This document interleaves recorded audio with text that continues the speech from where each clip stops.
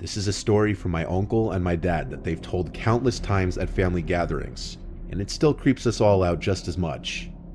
It was the 80s. My dad and Uncle Jack have always been avid fishermen. They'd go out deep-sea fishing at least a few times a year in my uncle's boat. He had a 70s two-cabin cruiser. I've seen pictures and the thing was huge. My uncle used to live in Cape Cod, Massachusetts, where he'd dock his boat. My dad would go up there for a weekend once in a while to go out to sea for a night with my uncle. I've never been into fishing. My dad tried to get me into it, but it's not my thing. I'm also not going to pretend to know much about fishing, but I know the fish you catch will be bigger and more abundant the deeper into the ocean you go. I think they'd primarily go for striped bass, tuna, and cod. They'd go about 20 miles out to sea and just catch whatever they could fit on the boat. They used to be so obsessed that my uncle's walls in his house to this day are still covered 90% in pictures of him and my dad holding fish. This one time though, it was a very unexpectedly cloudy night and it was a new moon. They were currently in the cabin having a beer together playing cards after supper when something went wrong with the boat and the lights died. My Uncle Jack had to check the circuit panel, but doing so in the dark with nothing but a crappy flashlight was difficult though.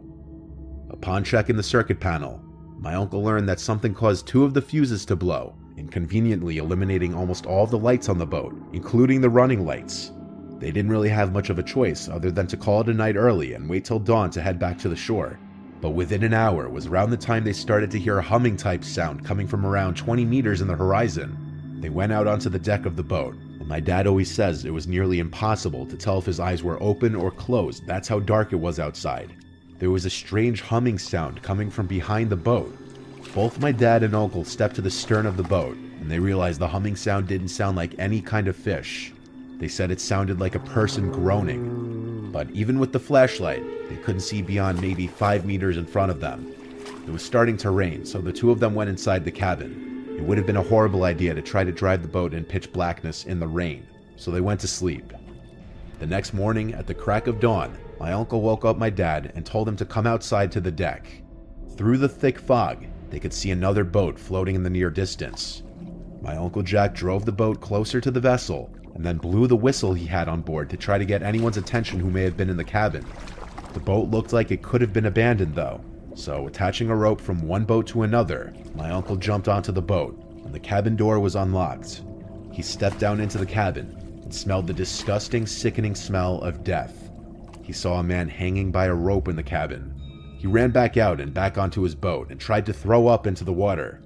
My dad says he didn't even dare go down and see the body after his brother told him what he saw.